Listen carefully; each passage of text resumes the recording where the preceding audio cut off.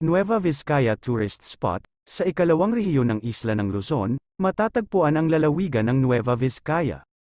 Ang mga lalawigan ng Ifugao at Isabela ay hangganan nito sa Hilaga at Hilagang Silangan, Quirino at Aurora sa Silangan at Timog Silangan, Nueva Ecija sa Timog, at Benguet at Pangasinan sa Kanluran.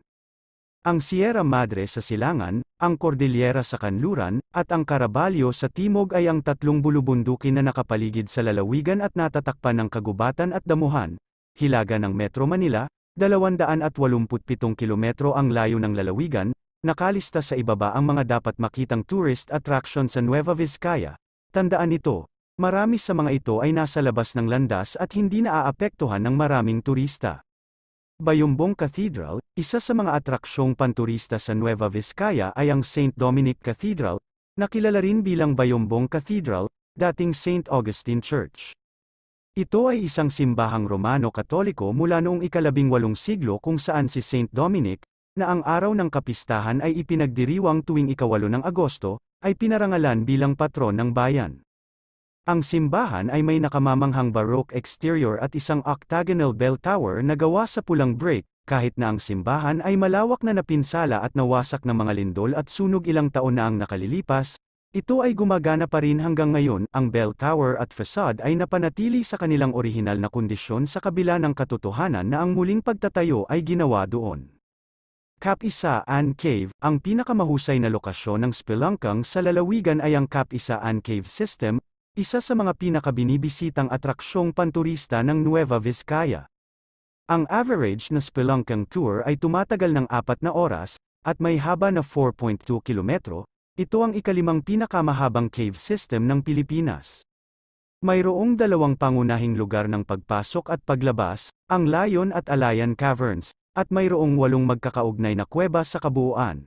Sa loob ng kuweba, makikita ang mga kamangha-manghang haligi at mga formation ng bato, bihirang calcite, magagandang stalactites at stalagmite, at bihirang calcite. Ang sistema ng kuweba ay itinuturing na isa sa pinakamahusay sa bansa at tinutukoy pa nga bilang isang paraiso ng geologist. Malaco Viewpoint, ang Malaco Viewpoint ng Nueva Vizcaya ay isang magandang vantage point. Ang Malaco Viewpoint ay kilala sa pagiging madalas na dinarayo ng mga turista, bikers, at riders. Kilala rin ito sa tawag na Little Baguio, dahil sa partikular na malakas ang hangin dito at ang sinek na daan na dadaanan mo ay bahagi ng Nueva Vizcaya hanggang Pangasinan Road. Matatagpuan ang Malaco Viewpoint malapit sa Malaco Elementary School at malapit sa Malaco National High School. Bangaan Chocolate Hills, ang baryo ng Bangaan ay matatagpuan sa munisipalidad ng Solano ng lalawigan ng Nueva Vizcaya. 1,185 katao ang naninirahan doon noong 2015 census.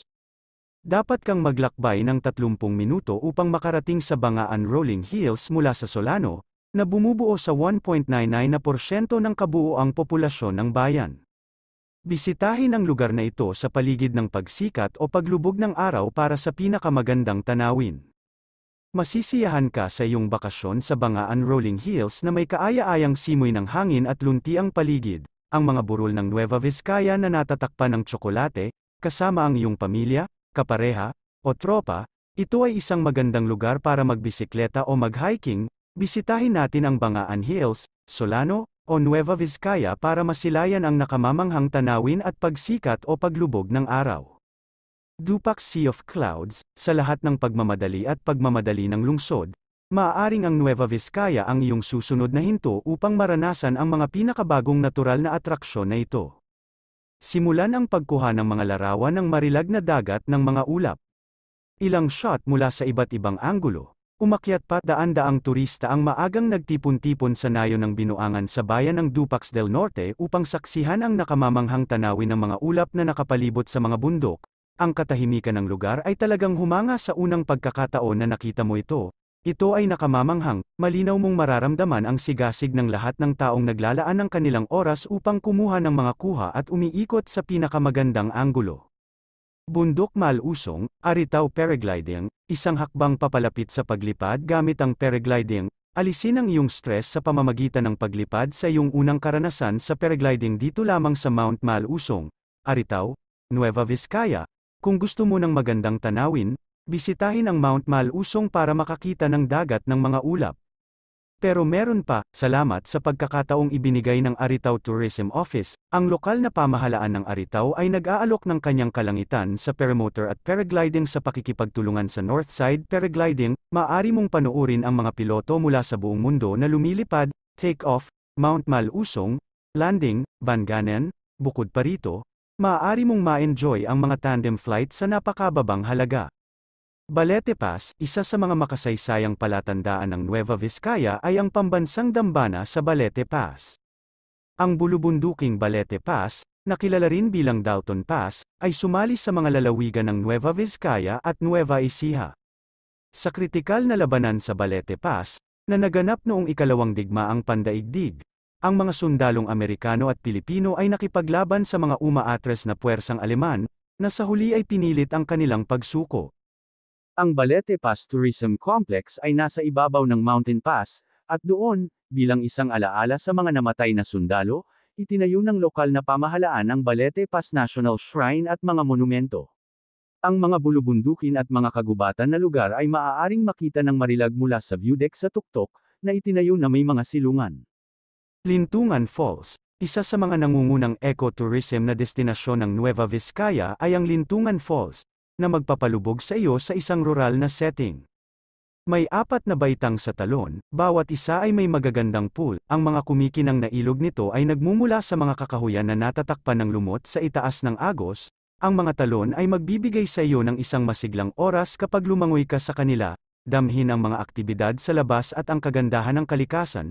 Maaari mong makita paminsan-minsan ang iba't ibang mga species, tulad ng mga ibon. Talon ng Amacocan, sa Sitio Bansing, Barangay, Bayombong, Nueva Vizcaya, may nakatagong hiyas. Humanda sa paglalakad ng higit sa 2 hanggang 3 oras sa isang magandang lugar na mabait sa wildlife. Para sa mga commuters na darating mula sa timog, gumamit ng jeepney na bumibiyahe sa Bayombong, Solano at bumaba bago ang Bato Ferry Bridge. Ang pagdating ng maaga ay ipinapayong pahalagahan ang kagandahan ng Amacocan Falls. Maaari mo ring gamitin ang Welcome Arc sa Barangay Magapoy bilang palatandaan, sumakay ng jeepney papuntang Bambang, Aritaw at bumaba pagkatapos ng Bato Ferry Bridge para sa mga nanggaling sa north, para makapunta sa Barangay Hall, umarkila ng tricycle, doon, pagbabawal at pagrehistro. Mula sa Bansing Barangay Hall, 1 oras na paglalakad ang magdadala sa iyo sa Amacocan Falls. Talon ng Senador Ora, ang mga tao ay nagpupunta mula sa iba't ibang panig ng mundo upang masaksihan ang mga talon. Isa sa mga pinakakahangahangang likas na kababalaghan sa mundo, dahil ang mga ito ay kahangahangang puwersa ng kalikasan na naroroon sa napakatagal na panahon. Hidden Paradise Resort sa Senador Ora Falls. Ito ay isang gawa ng banal na kagandahan na pinahusay ng tao. Ginamit ang mga bato sa paggawa ng mga hagdang bato na patungo sa talon. Isang napakagandang getaway, ang napakalinaw na tubig ng Senador Ora Falls, na matatagpuan sa tuktok ng Cordillera Mountain. Ang talon na ito ay paminsan-minsan sa pribadong lupain ng grupong AEIOU, ngunit pagkatapos ay mapupuntahan ito ng pangkalahatang publiko. Damliing Falls, isang kilalang talon sa Nueva Vizcaya. Ang Damliing Falls ay ang pinakamataas na talon sa lalawigan na may taas na 78 metro. Ang mga talon ay napapaligiran ng mga batong natatakpan ng lumot at mga bangin. Minsan inakala ng mga lokal na ito ay isang lugar kung saan nakatira ang mga multo, ngunit nawala sila pagkatapos tumama ang isang malakas na lindol noong 1990s. Dahil ang talon ay nangangailangan pa rin ng natural o dulot ng tao na paglaki, hindi pa ito pinapayuhan para sa oras ng pamilya o paglangoy, ang pinakamagagandang aktibidad. Gayunpaman, ay ang paglilibot at pagkuha sa karelagan ng talon para sa mga explorer at mahilig sa kapaligiran.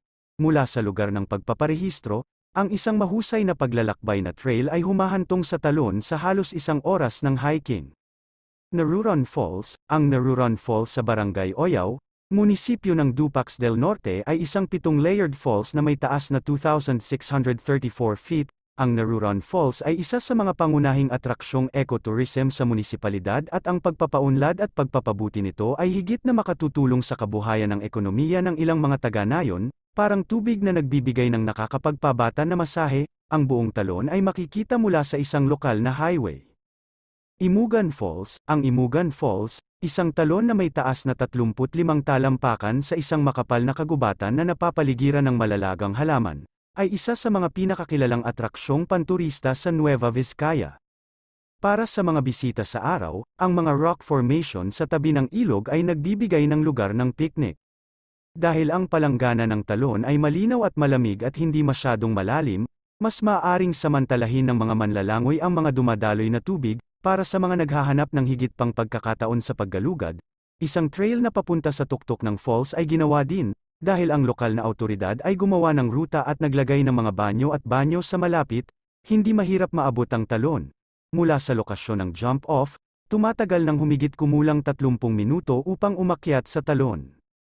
Heavenly Spring Farm at Resort, isang ektarya ng 6 na ektaryang sakahan at resort ng Heavenly Spring ang ganap na binuo. Ang sakahan ay may reception hall, floating cafe shop, fish pond na may hulimo, luto ko, isang infinity pool na may jacuzzi, at 7 hobbit dwellings, kung saan 3 ay maaaring gamitin bilang mga guest room. Habang umaakyat sa 160 na hakbang patungo sa makalangit na tarangkahan at ang napakalaking hand sculpture kung saan matatanaw ang Santa Cruz River, makikita ang 2 katutubong kubo na perpekto para sa panunood ng ibon. Ang Heavenly Springs ay higit pa sa isang sakahan at resort na may mga nakamamanghang tanawin. Ito ay kung saan ikaw at ang iyong mga kaibigan ay nagbubuklod habang ang skiing o snowboarding at ang hindi inaasahang kasiyahan ay nangyayari sa iyo sa loob at labas ng mga DLSDs. Lower Magat Ecotourism Park, isa sa mga nangungunang destinasyon ng turista sa Nueva Vizcaya ay ang 1120 ektaryang Lower Magat Ecotourism Park, na matatagpuan malapit sa Bac-ana ng Magat River. Pinalamutian ito ng magagandang tanawin, mga halaman, at mga bulaklak. Nag-aalok ang parke ng iba't ibang aktibidad, tulad ng paglangoy sa malaking pool nito, pamamangkas sa maliit na lawa, pangingisda sa lawa, at pagbisita sa lugar ng hayop. Maaaring gamitin ang hiking track patungo sa mga katabing burol upang tuklasin ang lugar at makita ang lokal na wildlife. Mayroon ding isang malaking lugar ng camping, bagaman mayroong maraming iba pang mga pagpipilian para sa magdamag na tuluyan. Ang Nueva Vizcaya ay isang lugar na hindi mo dapat palampasin kung nag-e-enjoy ka sa mga kilig, interesado sa kasaysayan ng kultura, o gusto mo lang